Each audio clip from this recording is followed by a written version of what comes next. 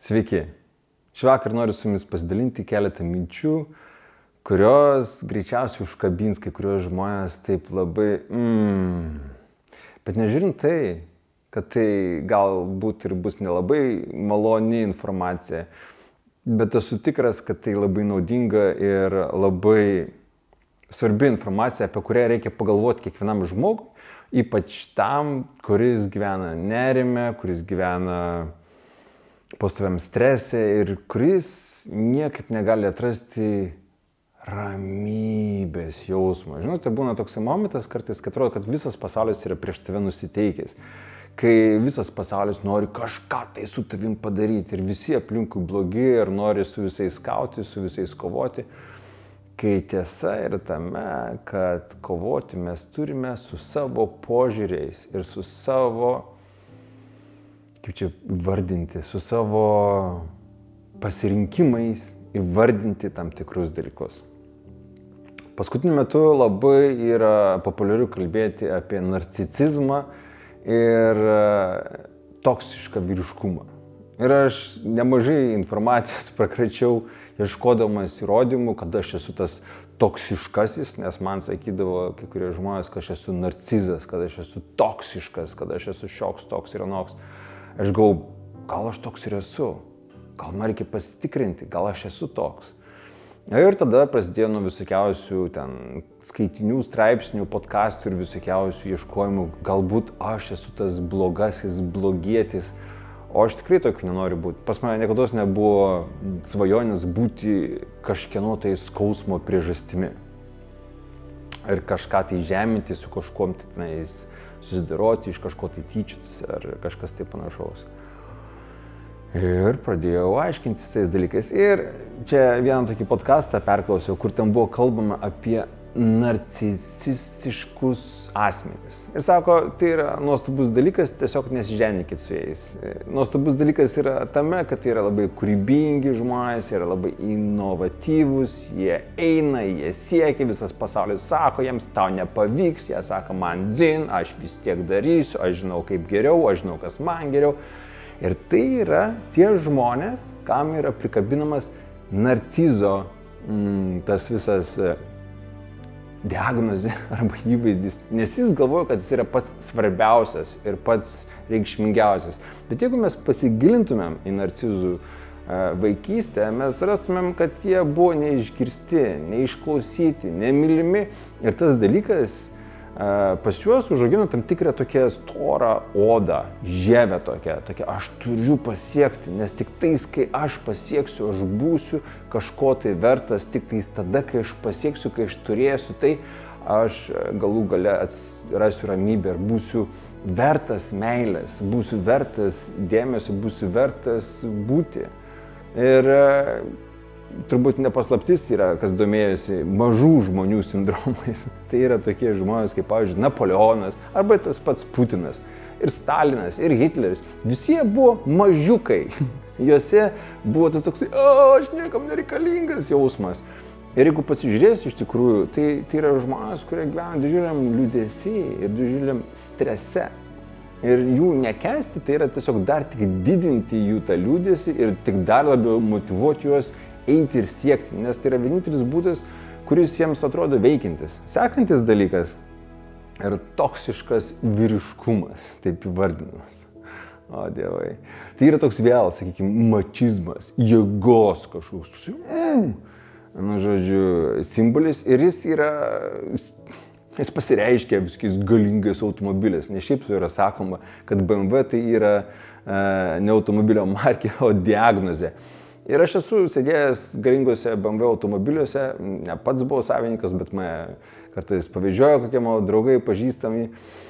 Ir aš suprantu, ką jaučia tie vyriškiai, kurie spusteli per akceleratoriaus pedalą ir tu pervažiavai jau sankryžą nuo nulio, dabar nuo stojamos vietos jau pervažiavai sankryžą, o kiti dar tik pradeda judėti.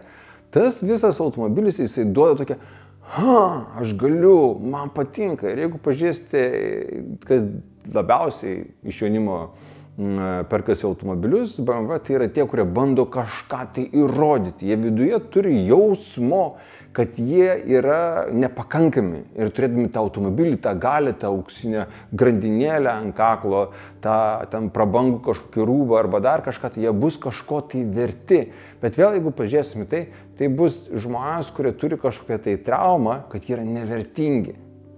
Ir kol yra tų žmonių, kurie dievina juos, kurie sako, tu esi ant teisingo tako, jėga, man patinka, kaip tu darai ir ką tu darai, tol bus tų žmonių tame formate. Ir, sakykime, kadangi aš lankausi dažnai po visokiausias įkalinimo įstaigas ir vienąkart bendravau su socialinius kolegės, beros tenais dėstytojais, ir jie užsiminė tai, kad būdavo pas juos toks projektas, kaip nuvesti studentus ir studentės į kalėjimus, parodyti, kaip gyvena teistėjai. Ir jaunimas labai simpatizuodavo tai kiečiausiai kastai, taip vadinamiems bachūrams. Dėl to, kad tai yra patys iš savęs, iš tokios stoto, jie yra gerai pasitreniravę, jie savim pasitikintis ir jie tokie Ir vat būtent kol yra deficitas tokių vyrų, kurie patys iš savęs pasitikintis, bet yra moralūs, tol šitie bachūrai bus labai gražus pavyzdys. Ir būtent tie dėstytojai ir dėstytojas pasakė, kad studentai ir studentės, jie tiesiog susižavėdavo, tai žmonėmis sakydavo, wow, kokie nuostabus autoritetai. Ir tas toksiškumas, iš tikrųjų jisai reiškia turėjimas savo nuomonės, savo vertybių ir savo tiesos atstovėjimas, netgi jeigu tos vertybės yra tik tais jų ir jos prieštarauja visam pasauliui, bet tol, kol tas žmogus žino, aš žinau, kas aš toks esu ir aš žinau, ką aš galiu padaryti, tas dalykas yra labai žavingas bruožas, nes pasižiūrėjus aplinkui, kiek aplinkui yra tokių žmonių be nuomonės, jie nežino nei kas jie tokie yra, nei kur, nei ką, nei kokius talentus jie turi, nei ko neturi. Jie nori būti turtingais, bet kai užduodi klausimą, kokiu būdu nori būti turtingais, jie nežino. Kai tu paklausi, o ką tu darysi, kai tu tapsi turtingas, ką tu su to visu sukauptų turtu čia dabar, kokius tu pokyčius pasaulio darysi, jie nežino. Jie galvoja, kad aš išleisiu, nusipirksiu mašiną ir pasivažinėsiu ir parodysiu visiems, kad aš turiu pinigų. Vienintelis jų noras yra. Ir savame, aišku, kas nutinka su tokiais žmonėmis? Tie, kurie turi daugiau šičia, jie paima iš jų tos visus turtus. Dėl to, kad turtas tai irgi yra, kaip sakant, toksai įsipareigojimas, tai yra energija, tai yra jėga ir jinai nebūna silpnose rankose. Ir prie ko tai yra? Prie toksiškumo. Tai yra prie to, kad kol mes turime vertybės tokias, kad pinigai, va čia žiūrėk, va nuskridau, Balį, Maldyvai, va čia dabar aš esu vertingas, va nes aš Maldyvose esu, arba Tailande, pažiūrėkit kokia aplinka, aš esu daugiau ir labiau miaužiumis negu visi jūs, pažiūrėkit koks aš, kol mes sakom, aha, jis toks. Tol tas visas toksiškas vyriškumas bus ant bangos, nes visi Instagramą ir Facebooką stebinti žmonės žiūri ir sako, pažiūrėk, kiek pas juos daug sekėjų, žiūrėk, kokie jie populiarūs, visi nori būti kaip jie. Tai mes ir kūrime tą toksiškumą, bet jeigu geriau įsižiūrėsime į patį žodį, kas yra toksiškumas. Toksiškumas tai yra kažkas tai, kas gali pakenkti, taip? Užsipilsite, sakykime, sieros rūgšties ant rankų arba į akį, jeigu jums papuls. Tai jums oda gali būti stipriai pažeista dėl to. Dėl to, kad ta rūgštis, jinai pakenks jūsų odai. Tačiau ta rūgštis stikliniam inde gali būti ir visiškai stikliniam indui jokios reakcijos neįvyksta.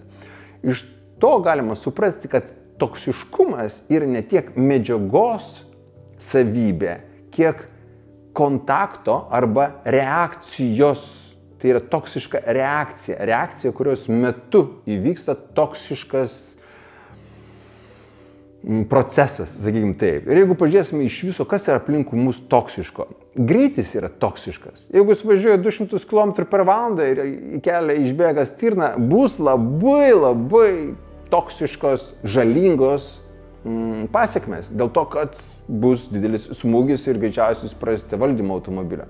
Bet jeigu jūs važiuosite ten, sakykime, 80-90 km/h greičiu, jūs sugebėsite sustabdyti, nes jūsų automobilis neskris taip greitai.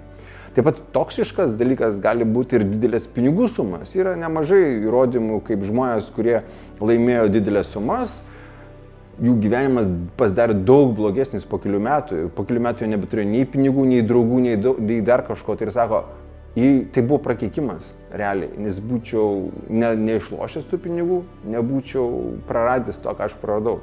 Toksiškas gali būti ir, pavyzdžiui, desertas, skanumynas kažkoks tai, kai daug jo valgai ir ten priaugi 30-50 kg. Taip? Toksiškas gali būti patogus gyvenimas. Žinote tą pasakymą, kad patogus laikai, geri laikai sukuria silpnus vyrus, silpnus žmonės, tada silpni žmonės sukuria blogus laikus, sunkius laikus, sunkus laikai sukuria stiprius vyrus ir stiprus vyrus sukuria, stipri vyrai sukuria gerus laikus. Arba žmonės, vyrai. Koks skirtumas? Moteris irgi tas pats dalykas tinkamas. Esmė yra tame, kad tas rezultatas, kai tu turi viskuom aprūpintas, kai tu esi geras, fainai, ten gyveni, tos aplinkybės gali būti labai toksiškos vien dėl to, kad mes nustojom tobulėti, mes nustojom siekti, mes nustojom kažką tai daryti. Ir formatas, katro vietu tas toksiškumas gali pasireikšti, yra labai galingas, labai platus ir skirtingas. Pavyzdžiui, sakykime, ateini į sporto salę ir sakai, aš noriu raumenis užsiauginti, ne? Raumenis, kad būtų pas mane didelį. Ir tada paimu ir keliu tą štangą ir man sunku ir man nepatinka, galiu pasakyti, kokia čia toksiška aplinka, nes čia man reikia daryti, stenėti, kelti, prakaituoti. Ne, man nepatinka tas dalykas, taip? Ir tada pasakyk, kad toksiška salė, toksiškas treneris, toksiškas čia, toksiškas. Ateini į darbą ir tu nori, kad tau mokėtų už nieką pinigus, o tau nemoka, tau sako, tu turi padaryti tą. Ir tu sakai, koks toksiškas darbdavys.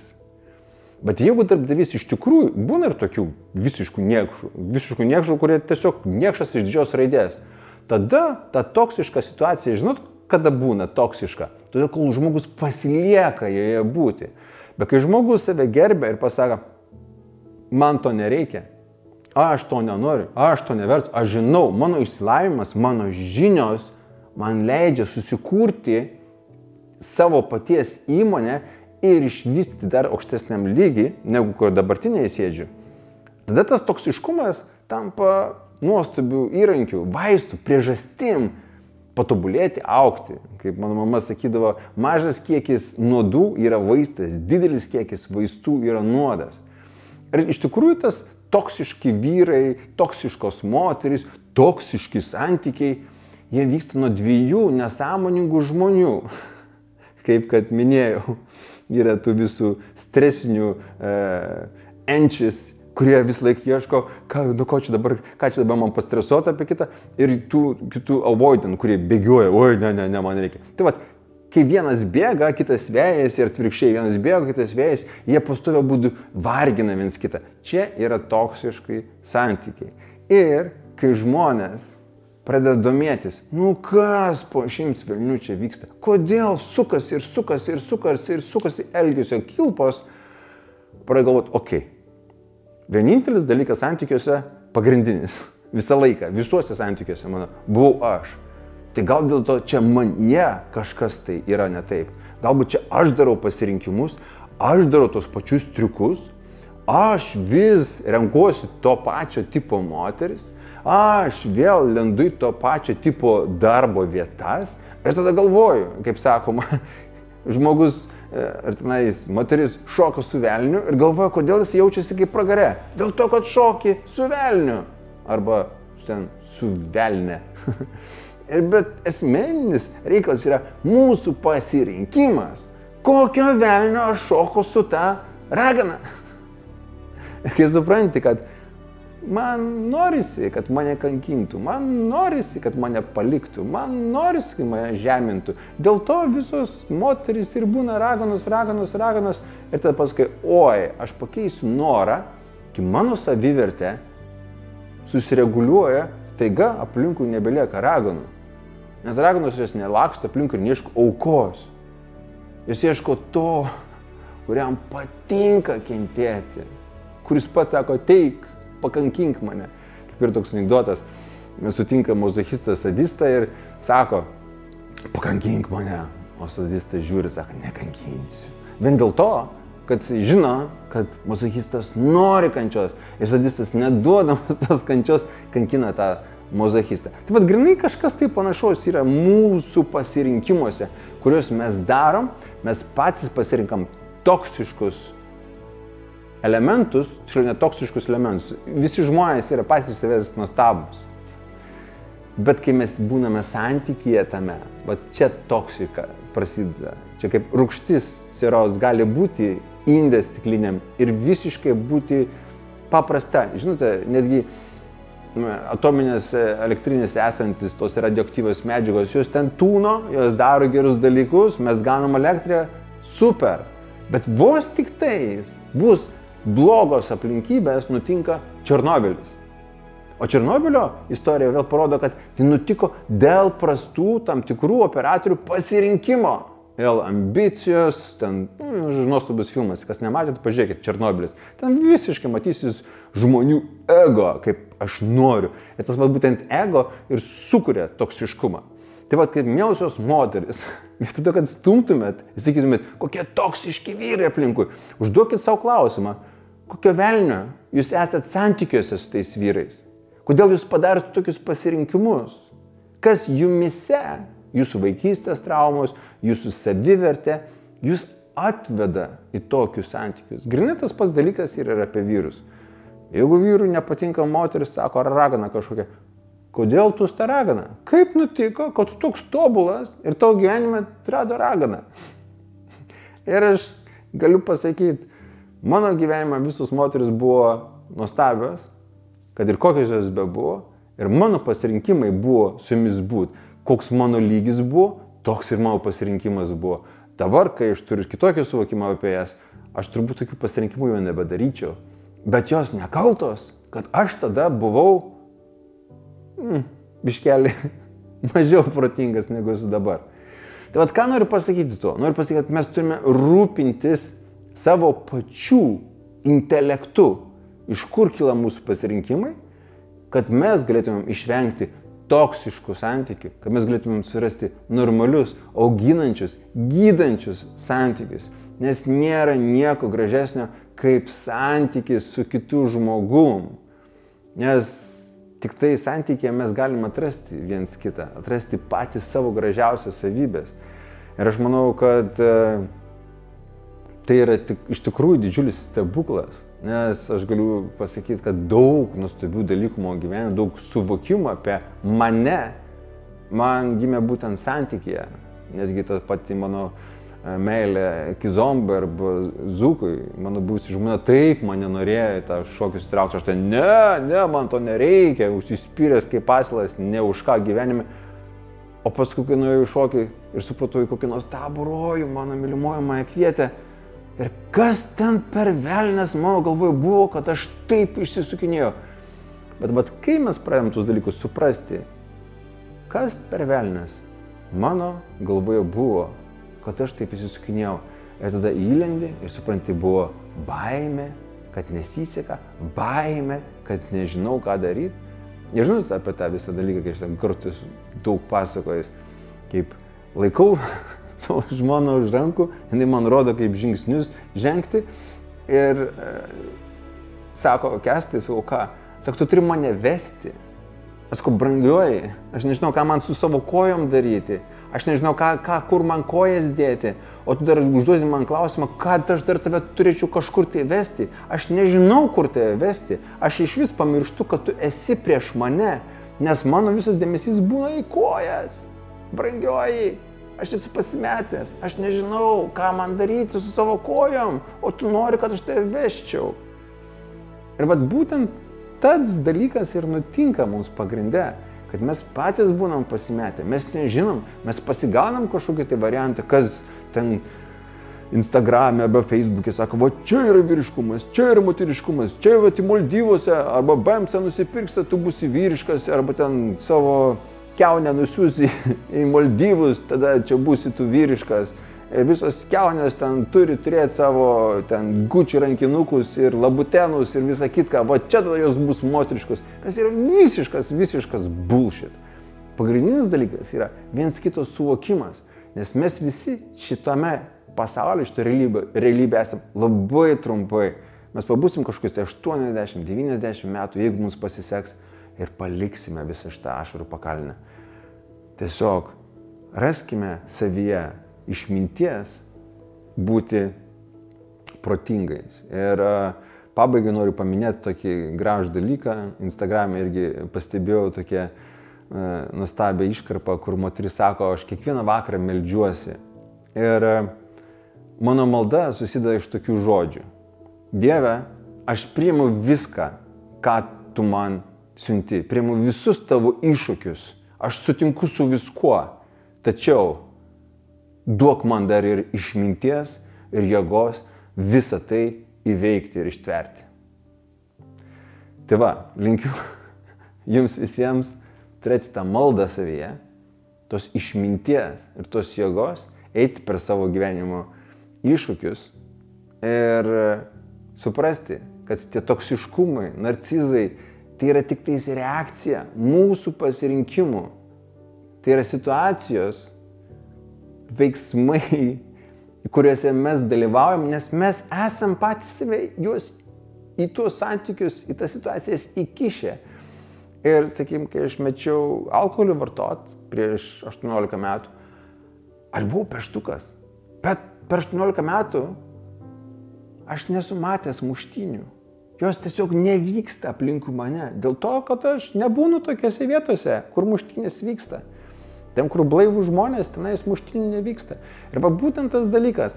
Tai reikia vieną elementą. Svaigalus ištraukti iš savo gyvenimo, visa agresija pasitraukia ir daug visų kitokių dalykų atsiranda. Pinigų lieka sąskaitoje daugiau, ir galva neskauda, ir santykiai normalūs, ir daug visokių gražių dalykų nutinka. Tai va, šito viso video aš noriu jums pasakyti, kad didžioji dalis tų problemų, kurias mes matome pasaulyje, yra mūsų požiūrio taške. Ir mums reikia knistis ir atrasti savo priežastis, šaknis, kodėl mes esame tokie, kokie mes esame. Ir kaip minėjau, kai nežinai, kad nežinai, tu negali sužinoti. O kai sužinai, kad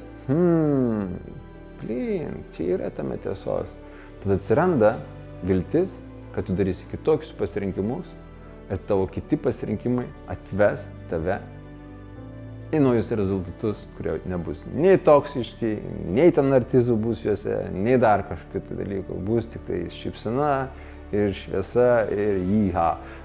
Savaime, aišku, likimas mums pames pipiriukų, sunkumų ir visokiausių kitų dalykų.